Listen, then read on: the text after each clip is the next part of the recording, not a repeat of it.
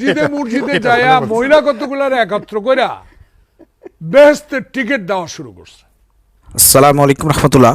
প্রিয় দর্শক, বাংলাদেশ জামাত ইসলামের একটি বিবৃতি, জয়নুল আবেদিন ফারুকের মিথ্যা ভিত্তি ও বক্তব্যের তীব্র নিন্দা এবং প্রতিবাদ। প্রিয় দর্শক, জয়নুল আবেদিন ফারুকি তিনি বাংলাদেশ জামাত ইসলামীকে নিয়ে কী ধরনের মিথ্যা তথ্য দিয়েছেন এই বিষয়ে বাংলাদেশ জামাত ইসলামী প্রতিবাদ করেছেন। প্রিয় দর্শক, আমরা বিস্তারিত আপনাদেরকে পড়ে শোনাবো জামাত ইসলামের বিবৃতি। অতএব বাংলাদেশের জামাত ইসলামের নেতাকর্মী এবং সমর্থক অনলাইন অ্যাক্টিভিস্ট যারা আছেন, ভিডিও শেয়ার করে এই মেসেজটি সবার কাছে পৌঁছে দিতে সহযোগিতা করবেন। পোস্টারে আর ছাই শুধু জামাত ইসলামের প্রার্থী অভিনন্দন ছবি দিয়ে, আগে ছবি দিত না।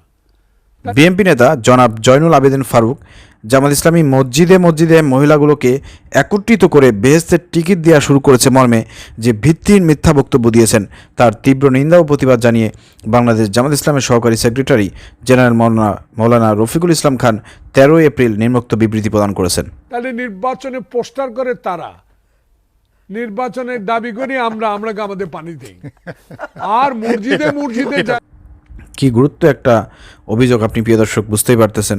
এখানে বিএনপি নেতা জয়নুল আবেদিন বলেছে যে জামাত ইসলামী মসজিদে মসজিদে মহিলাগুলোকে একত্রিত করে বেহেশতের টিকিট বিক্রি করতেছে। মসজিদে যায়া মহিলা কতগুলার একত্র কইরা বেহেশতের টিকিট দেওয়া শুরু করছে। চিন্তা করে দেখেন, মানে কত বড় মিথ্যা কথা। বিএনপি নেতা জনাব জয়নুল আবেদিন ফারুক গত 10 এপ্রিল এসএ টেলিভিশনের চ্যানেলের এক টক শোতে জামাত ইসলামের মসজিদে মসজিদে মহিলাগুলোকে একত্রিত করে বেহেশতের টিকিট দেওয়া শুরু করেছে মর্মে যে ভিত্তিহীন মিথ্যা বক্তব্য দিয়েছেন আমি তার তীব্র নিন্দা এবং প্রতিবাদ জানাচ্ছি। তার এই বক্তব্যের মধ্যে সত্যের লেশমাত্রও নেই। তার এই বক্তব্য হীন, রাজনৈতিক উদ্দেশ্য প্রণোদিত।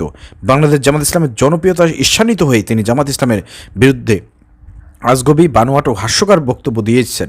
তার মতো একজন প্রবীণ ব্যক্তির মুখে এই ধরনের হালকা বক্তব্য মানায় না। জামাত ইসলামের সমালোচনা করার মতো কোনো কিছু না পেয়ে জনাব জয়নুল আবেদিন ফারুকি ইসলামী দাওয়াত সম্পর্কে কটাক্ষপূর্ণ হাস্যকর বক্তব্য দিয়ে নিজের মর্যাদা ক্ষুণ্ণ করেছেন।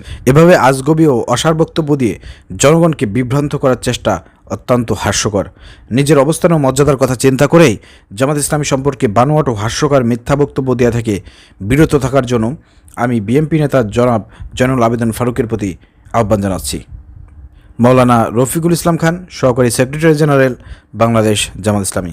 প্রিয় দর্শক, একটু চিন্তা করে দেখেন, জামাত ইসলামীকে নিয়ে সমালোচনা করার কিছু আছে? মহিলা জামাতকে নিয়ে কোনো সমালোচনা করার কিছু আছে? সেখানে জয়নুল আবেদিন স্যার তিনি এসএ টেলিভিশনের টক শোতে গিয়ে চিন্তা করে দেখেন, যে কাজটি বাংলাদেশে কখনোই হয় নাই। মহিলা জামাত ইসলাম কোনো দিন কোনো মসজিদে গিয়ে কোনো প্রোগ্রাম করেছে? এই নজির আছে? এই বাংলাদেশের বুকে এই ধরনের কোনো নজির আছে? দেখাই দিতে পারবে?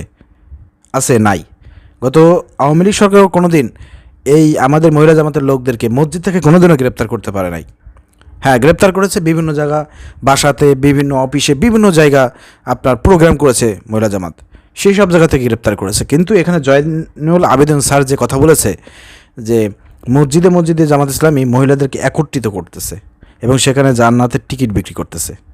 চিন্তা করে দেখেন, আমাদের জামাত ইসলামের মহিলা বিভাগ যারা আছেন তারা মহিলাদেরকে নিয়ে কাজ করেন।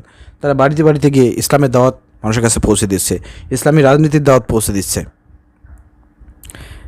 এখন সেটা আপনি বলতে পারতেন, সেটা আপনি বলতেছেন যে মসজিদে একত্রিত করা হচ্ছে। এটা সম্পূর্ণ মিথ্যা এবং ভিত্তিহীন গুজব।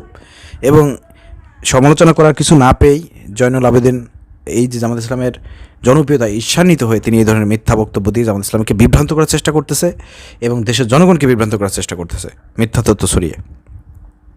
এটা আসলে তাদের মুখে মানায় না, আর তাদের মুখে মানাইবে না কেন? তারা এখন তো বুঝতে পারতেছে আগামীতে তাদের জন্য ক্ষমতায় আসা খুবই চ্যালেঞ্জ, কঠিন হয়ে গেছে জামাত ইসলামের কারণে। এই জন্য জামাত ইসলামকে তারা প্রতিদ্বন্দ্বী মনে করতেছে এবং দেশের জনগণ যেহেতু জামাত ইসলামকে ক্ষমতায় দেখতে চায়, এই জন্য তারা মানে তাদের তাল এবং হুঁশ হারিয়ে ফেলেছে। এই জন্য দেখবেন যে বিএনপির নেতারা এক একজন এক এক রকমের কথা বলতেছে, দেখতে পাচ্ছেন আপনারা। তো তারই ধারাবাহিকতা আমি মনে করি জয়নুল আবেদিন স্যার ওইটাই করতেছেন, কিন্তু এটা করে কোনো লাভ হবে না। আপনাদেরকে অনুরোধ করবো, যদি নিজেদের মান সম্মান বজায় রাখতে চান তাহলে জামাত ইসলাম সম্পর্কে মিথ্যা, গুজব, বানোয়ার, ভিত্তিহীন কথাবার্তা বলা বন্ধ করুন। যেটা গত 15 বছর ধরে হাসিনা সরকার করে জামাত ইসলামকে কিছুই করতে পারে নাই। অতএব আপনারা যদি সেই হাসিনার পথকে অনুসরণ করেন তাহলে হাসিনা যেরকম ধ্বংস হয়েছে আপনারা ধ্বংস হবেন, কিন্তু জামাত ইসলামকে কিছুই করতে পারবেন না। এটা মাথায় রাখবেন। আসসালামু আলাইকুম রহমতুল্লাহ।